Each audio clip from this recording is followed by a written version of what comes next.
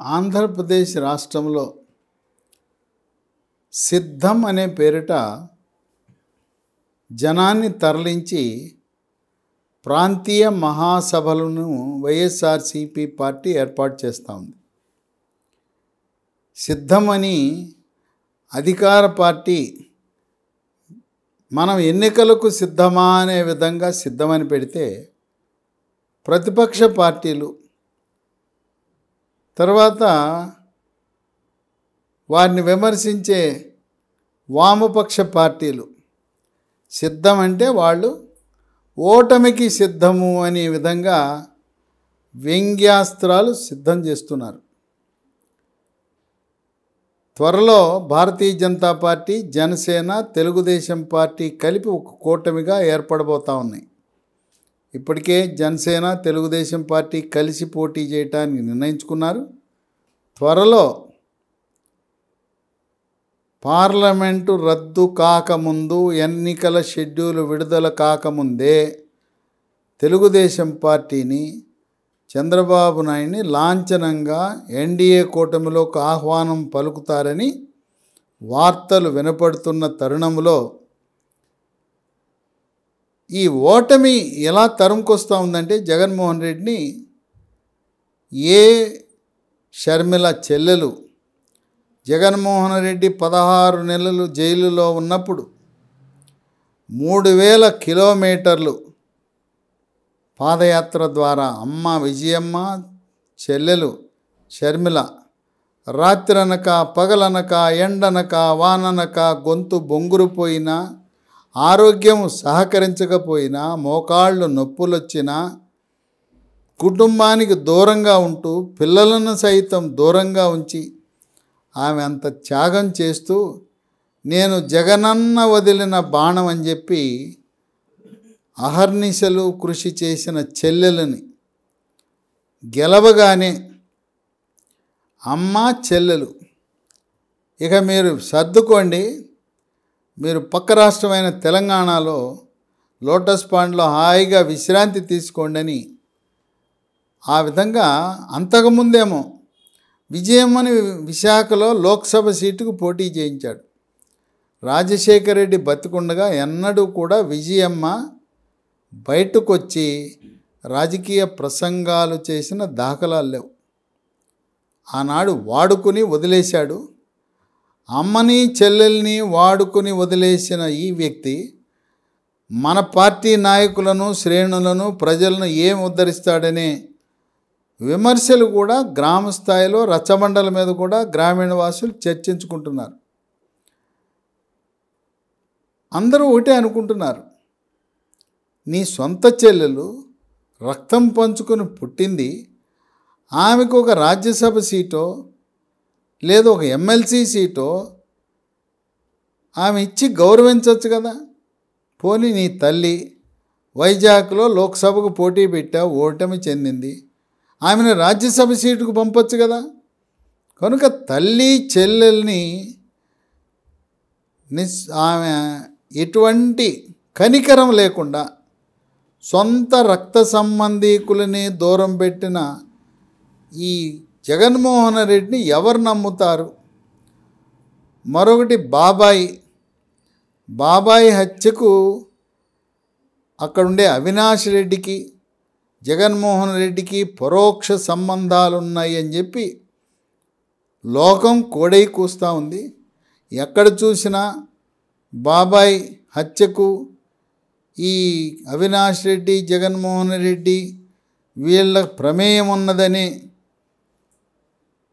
పుకార్లు షికార్లు చేస్తున్న తరుణంలో అది కూడా ఒకంత వైఎస్ఆర్సీపీ పార్టీకి నెగిటివ్గా, అవరోధంగా మారింది.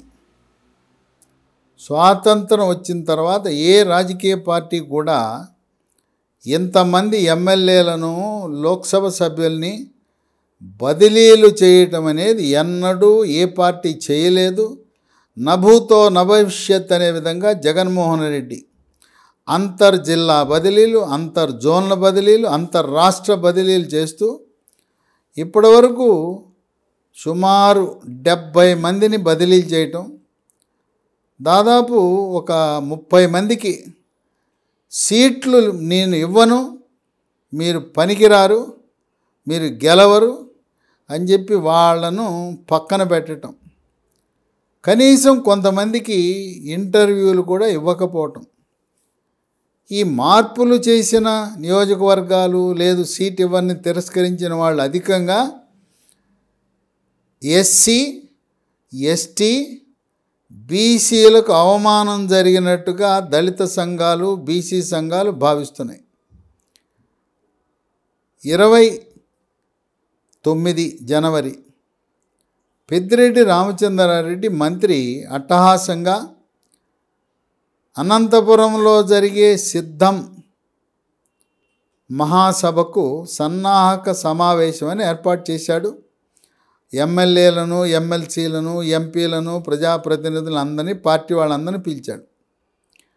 ఎవరైతే పార్టీ టికెట్ తిరస్కరించబడ్డారో వాళ్ళందరూ గైర్హాజరవటం విశేషం. మడకశిర శాసనసభ్యుడు డాక్టర్ తిప్పేస్వామి, పలమరేరు శాసనసభ్యుడు ఎంఎస్ బాబు, మదనపల్లి శాసనసభ్యుడు నవాజ్ బాషా, ఆలూరు నియోజకవర్గ ప్రాతినిధ్యం వహిస్తున్న మంత్రి గుమ్మనూరు జయరాం, సత్యవేడు నియోజకవర్గ ఎమ్మెల్యే ఆదిమూలం, వీళ్ళందరూ కూడా సన్నాహక సమావేశానికి తిరుపతికి రాలేదు. వీళ్ళ భవిష్యత్తు అంటే మొట్టమొదటిది ఎవరైతే 30 మందికి సీట్లు తిరస్కరించారో వాళ్ళందరూ కూడా తెలుగుదేశం పార్టీ నిలబెట్టబోయే రాజ్యసభ సభ్యుడిని గెలిపిస్తారు. అంటే మొదటి దెబ్బ వైఎస్ఆర్సీపీ పార్టీకి దక్కవలసిన 3 రాజ్యసభ సీట్లలో 1 కోల్పోయి 1 చంద్రబాబు నాయుడు తెలుగుదేశం పార్టీ కైవసం చేసుకోబోతా ఉంది. దానికి ఎవరైతే ఎమ్మెల్యే సీట్లు తిరస్కరించారో వాళ్ళందరూ కూడా బయటపడకుండా గోప్యంగా, ఇది రహస్య బ్యాలెట్, చేతులెత్తడం కాదు, రహస్య బ్యాలెట్ ద్వారా ఎవరు ఎక్కడ ఓటేశారో కూడా తెలియదు. ఆ విధంగా తెలుగుదేశం రాజ్యసభ సీటు గెలవటం తథ్యం. 44 మంది ఓట్లేస్తే చాలు. ఎలాగో తెలుగుదేశం పార్టీకి 23 ఉన్నారు, ఇంకొక 21 మంది వేస్తే సరిపోతారు. ఆ విధంగా వీళ్ళు సహకరిస్తారు. కొంతమంది జనసేన, తెలుగుదేశం పార్టీ తరపున ఆ పార్టీలో చేరాలని చూస్తున్నారు. అవకాశం ఉన్న చోట జగన్మోహన్ రెడ్డి తిరస్కరించిన వైఎస్ఆర్సీపీ ఎమ్మెల్యేలకు తెలుగుదేశం, జనసేనలో ఆ నియోజకవర్గ భౌగోళిక రాజకీయ పరిస్థితులను బట్టి సీట్ ఇస్తారు. లేదా మీరు పార్టీలో చేరండి, మీకు రాబోయే శాసన మండలి, జిల్లా పరిషత్తు, కార్పొరేషన్లు ఆ విధంగా అవకాశం కల్పిస్తామని ఈ తిరస్కరించబడిన వైఎస్ఆర్సీపీ ఎమ్మెల్యేలు, ఎంపీలు కొంతమంది తెలుగుదేశం, జనసేన పార్టీలో చేరే అవకాశాలు కనపడుతున్నాయి.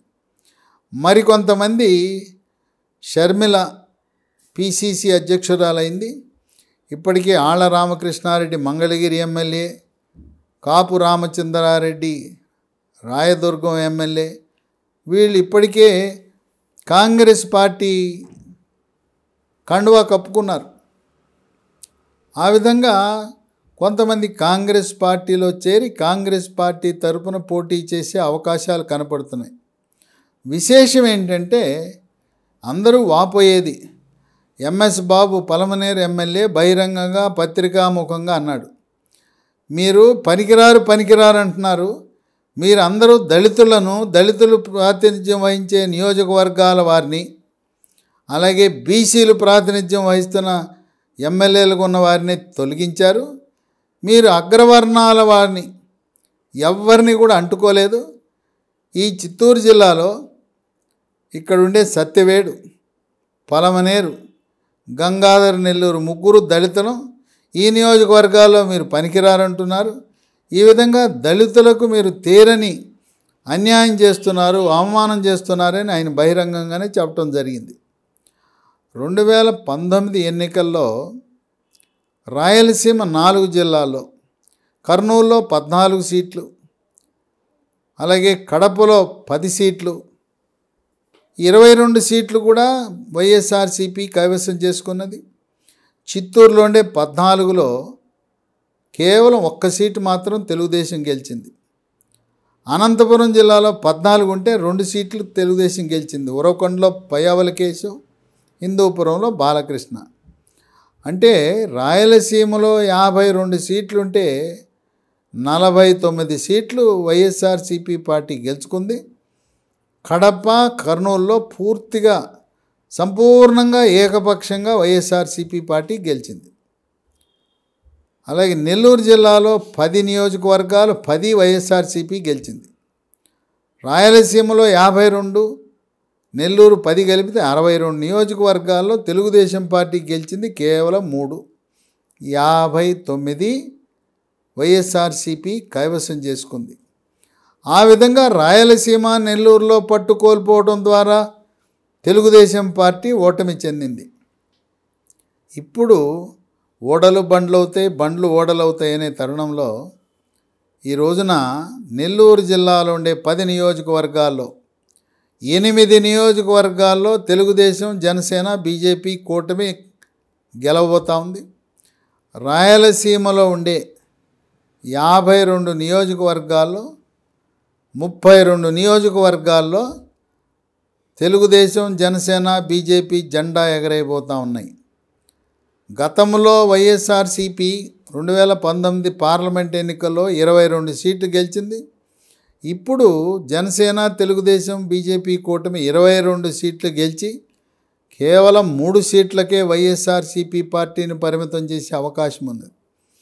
రాయలసీమలో అక్కడుండే 52 4 జిల్లాల్లో 10 ఈ నెల్లూరులో అక్కడ ఈ వైఎస్ఆర్సీపీ పార్టీని కేవలం 62లో 20కే పరిమితం చేయటం ద్వారా అమరావతి రాజధానిని మార్చాడు, రాజధాని లేని రాష్ట్రం చేశాడని, అనాథ రాష్ట్రం చేశాడని, ఎక్కడ చూసినా ఆంధ్రప్రదేశ్ రాష్ట్రం ట్రేడ్ మార్కు గుంతల రోడ్లు చేశాడని, కృష్ణాలో ఉండే 16, గుంటూరులో ఉండే 17, పశ్చిమ గోదావరిలో ఉండే 15, తూర్పుగోదావరిలో ఉండే 19, ఈ 67 నియోజకవర్గాలలో 2 కానీ 3 కానీ వైఎస్ఆర్సీపీ గెలుస్తుంది. 64 నుంచి 65 సీట్లు కేవలం జనసేన, తెలుగుదేశం పార్టీ, బీజేపీ కైవసం చేసుకునే అవకాశాలు ఉన్నాయి. సర్వేలు తేట తెల్లంగా తెలియజేస్తున్నాయి. అందుకే జగన్మోహన్ రెడ్డి 24 జనవరి తిరుపతిలో ఇండియా టుడే అనే విద్యా సదస్సు నిర్వహించేటప్పుడు ఆయనలో నైరాశ్యం, ఆయనలో ఓడిపోతాననే భావం కలిగి బహిరంగంగానే వెలిబుచ్చాడు. ఈరోజు నేను దిగిపోవాలన్నా, 56 నెలలైంది, దిగిపోవాలన్నా నాకు ఆనందంగా ఉంది, చేసింది చాలు, నాకు ప్రజలు అవకాశం ఇస్తే మళ్ళీ ఇంకోసారి ఉంటాను అని తన నైరాశ్యాన్ని ప్రకటించాడు. ఇదే డైలాగు కేసీఆర్ కూడా ఎన్నికలకు 3 నెలల ముందు ఇదే మాట్లాడాడు. తెలంగాణ ప్రజలు నాకు అవకాశం ఇస్తే మళ్ళీ 3వసారి పరిపాలిస్తా తెలంగాణ రాష్ట్రాన్ని, లేదా ఫార్మ్ హౌస్లో రెస్ట్ తీసుకుంటానన్నాడు. అంటే సర్వేల ద్వారా, ఇంటెలిజెన్స్ నివేదికల ద్వారా అక్కడ కేసీఆర్కి అర్థమైంది 3 నెలల ముందు, ఇక్కడ జగన్మోహన్ రెడ్డికి కూడా 3 నెలల ముందు అర్థమై ఇక మళ్ళీ గెలవటం అసంభవం అని తెలిసి విఫలయత్నం చేస్తూ సిద్ధం అని అంటుంటే ప్రతిపక్షాలును వామపక్షాలు ఓటమి సిద్ధం అని వాళ్ళు వ్యంగ్యాస్త్రాలు సంధిస్తున్న సమయంలో ఓటమికి ఆనాడు జగనన్న వదిలిన బాణం, ఈరోజు రాహుల్ గాంధీ వదిలిన బాణం, ఆ బాణం వల్లనే వైఎస్ఆర్సీపీ పార్టీ ఓట్లు చీలిపోయి ఏదైతే 49% ఓట్లతో గెలిచిన వైఎస్ఆర్సీపీ పార్టీ 10% ఓట్లను కాంగ్రెస్ పార్టీ చీల్చివేసే అవకాశం ఉన్నది. ప్రతిపక్షాలు విమర్శించేదానికంటే సొంత చెల్లెలు సూటిగా సుత్తి లేకుండా జగనన్నా నువ్వేం చెప్పావు, ఏం చేస్తున్నావని ఆమె సూటిగా బాణం ఉంది కదా, బాణము గుచ్చుకునే విధంగా లక్ష్యము పక్కకు పోకుండా నువ్వు దశల వారీగా మద్యపాన నిషేధం అన్నావు. ఎక్కడ చేశావు? ఎక్కడైనా చేశావా? దళితులపై దాడులు పెరిగినాయి. ఇదేనా రాజన్న పరిపాలన అంటే? పేదరికం పెరిగిపోయింది. ఇదేనా రాజన్న పాలన అంటే? ప్రతి సంవత్సరము జనవరిలో జాబ్ క్యాలెండర్ అన్నావు. ఎన్ని ఉద్యోగాలు ఇచ్చావు?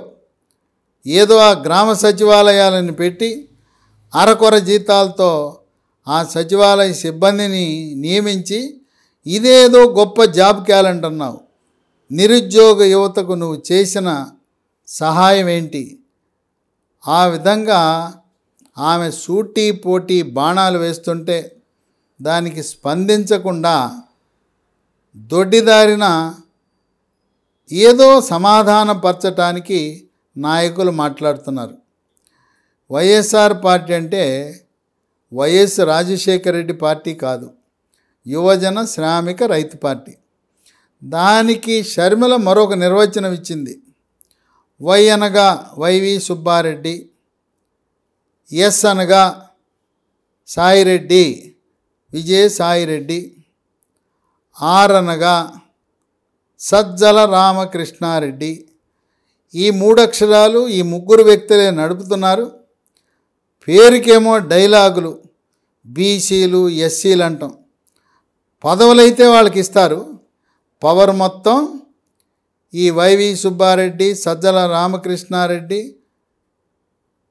అలాగే విజయసాయిరెడ్డి, ఈ 3కే పరిమితమైంది. మంత్రులు, ఎమ్మెల్యేలు, ఎమ్మెల్సీలు, ఎంపీలు అందరూ కూడా ఉత్సవ విగ్రహాలే. ఈ 3 వాళ్ళని శాసిస్తారు. మంత్రులకు, ప్రజాప్రతినిధులకు దక్కవలసిన కనీస గౌరవం దక్కటం లేదు. షర్మిల ఇంకో మాట అంది. వైఎస్ఆర్సీపీ ఎమ్మెల్యేలు మీరు ఒక్కసారి మీ ఆత్మ విశ్లేషణ చేసుకోండి. మీరు మీ బలంతో నియోజకవర్గ ప్రజల ఆశీస్సులతో గెలిచొస్తే జగనన్న గేట్ల దగ్గర పడిగాపులు పడుతూ ఆయన అపాయింట్మెంట్ దొరక్క తిరిగి వెళ్ళిన సన్నివేశాలు, సంఘటనలు ఒక్కసారి గుర్తు చేసుకోండి.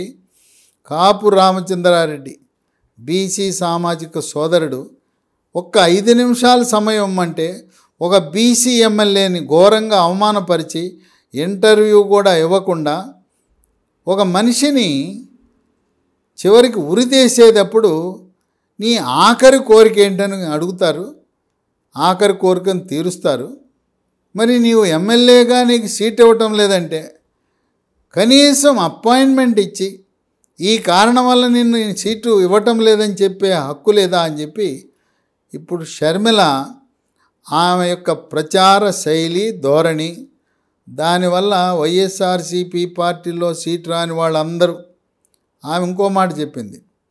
నేను 175 శాసనసభ సీట్లలో కాంగ్రెస్ పార్టీ తరపున పోటీ పెడతాను, 25 లోక్సభల్లో కూడా సీట్లలో నేను పోటీ పెడతాను, ఒక్క సీటు కూడా ఖాళీ ఉండదంటే అంటే కృతనిశ్చయంతో అన్ని అసెంబ్లీ నియోజకవర్గాలలో, అన్ని పార్లమెంటు నియోజకవర్గాల్లో వైఎస్ఆర్సీపీ పార్టీ ఓట్లను కనీసము 10 నుంచి 15% ఓట్లను చీల్చి ఈ రోజున షర్మిల వల్ల కాంగ్రెస్ పార్టీ వల్ల ఎవరికి ప్రయోజనం కలుగుతుందంటే జనసేన, తెలుగుదేశం పార్టీ, బీజేపీ కూటమి విజయానికి సహాయపడుతుంది.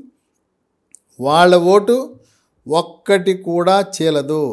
ఈ రోజున వైఎస్ఆర్సీపీ పార్టీలో ఉండే నాయకులు, ఎమ్మెల్యేలు, మంత్రులు, ఎమ్మెల్సీలు, శ్రేణులు అందరూ కూడా ఆనాడు సోనియా గాంధీ తెలుగు తల్లిని నిలువుగా చీల్చిందనే ఆగ్రహంతో మూకుమ్మడిగా పార్టీ శ్రేణులు, నాయకులందరూ కూడా వైఎస్ఆర్సీపీ పార్టీలోకి చేరటం జరిగింది. కనుక కాంగ్రెస్ పార్టీ అనేది వైఎస్ఆర్సీపీ పార్టీ వాళ్ళకి స్వగృహ, సొంత ఇల్లు.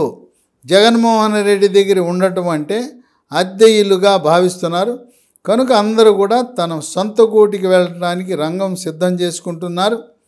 ఇప్పుడు నియంతృత్వ పోకళ్ళు, హుకుం జారీ చేయటం, నేను నిన్ను కలవను, నువ్వేంటి, నేను 3000 కిలోమీటర్ల పాదయాత్ర చేయటం వల్ల నన్ను చూసి ఓటేశారు, నువ్వు ఉత్సవ విగ్రహమే, నా బొమ్మ పెట్టుకొని నువ్వు గెలిచావు. ఆ విధంగా బీసీలను, దళితులను అవమానం చేయటం అనేది దళిత సంఘాలు తీవ్రంగా వ్యతిరేకిస్తున్నాయి. మేమే దొరికామా? ఎక్కడ చూసినా దళితుడు శాసనసభ్యుడిగా ఉన్న వాళ్ళని మార్చి, బీసీలను మార్చి, మరి ఎందుకు రెడ్డి సామాజిక వర్గంలో ఉన్న మీ సామాజిక వర్గం వాళ్ళని ఎందుకు మార్చటం లేదు అని దళిత సంఘాలు వ్యతిరేకిస్తూ తీవ్రంగా దీన్ని వాళ్ళ నిరసనను తెలియజేస్తూ సీటు రాని ఎమ్మెల్యేలు అందరూ కూడా అధిక శాతము కాంగ్రెస్ పార్టీలో చేరి షర్మిల బాటలో నడిచే అవకాశాలు ఉన్నాయి. ఈ రోజున తిరుపతిలో ఈ సిద్ధం అనే మహాసభకు జరిగిన సన్నాహక సభలో అక్కడ కొంత రుచి చూపించారు ఈ సీటు రాని ఎమ్మెల్యేలు. ఇదే బాటలో కర్నూలులో అక్కడ నంద్యాల అట్లాగే శ్రీశైలం ఎమ్మెల్యేలకు కూడా సీటు తిరస్కరించే అవకాశం ఉన్నదని ఆ 2 నియోజకవర్గాల్లో ఉండే శిల్ప చక్రపాణి రెడ్డి ఒకానొకప్పుడు తెలుగుదేశం నుంచి వైఎస్ఆర్సీపీలకు వెళ్ళాడు. అట్లాగే నంద్యాలలో శిల్ప రవిచంద్రారెడ్డి వీళ్ళిద్దరూ కూడా వాళ్ళకు సీట్లు తిరస్కరిస్తే పార్టీ మారి తెలుగుదేశం పార్టీలో చేరే అవకాశం ఉన్నదని ఊహాగానాలు ఉన్నాయి. ఎన్ని ప్రయత్నాలు చేసినా వైఎస్ఆర్సీపీ పార్టీ బాబాయిని కోల్పోవటం, తల్లి చెల్లెలకు దూరం అవటం, చెల్లెలు ఒక శక్తి అయి ఆగ్రహావేశాలతో వైఎస్ఆర్సీపీ పార్టీ అన్న పార్టీలో ఉండే లుకలుకలను, లొసుగులను, అవినీతి కుంభకోణాలను వెలికి తీయటమే వైఎస్ఆర్సీపీ పార్టీకి ఒక శాపంగా మారింది. సమిష్టిగా జనసేన, తెలుగుదేశం, బీజేపీ కొంతమంది అక్కడ ఆ పార్టీల నాయకులు త్యాగం చేసి సీట్లను ఇతర పార్టీలకు త్యాగం చేసి జగన్మోహన్ రెడ్డి ఎట్టి పరిస్థితుల్లో రెండవసారి ముఖ్యమంత్రి కాకూడదని, అమరావతి రాజధానిగా కొనసాగాలని, పోలవరం పూర్తి కావాలని, మచిలీపట్నం పోర్టు పూర్తి కావాలని, భోగాపురం అంతర్జాతీయ విమానాశ్రయం నుంచి త్వరలో విమానాల రాకపోకలు సాగించాలని, ఈ గుంతల రోడ్లకు విముక్తి కలిగి అమరావతి ఢిల్లీని తలపించే రాజధానిగా అభివృద్ధి చేయాలనే సంకల్పంతో 3 పార్టీలు కృతనిశ్చయంతో పనిచేస్తూ అన్ని వర్గాలు, రైతులు, కౌలు రైతులు, మహిళలు, నిరుద్యోగ యువత, విద్యార్థులు,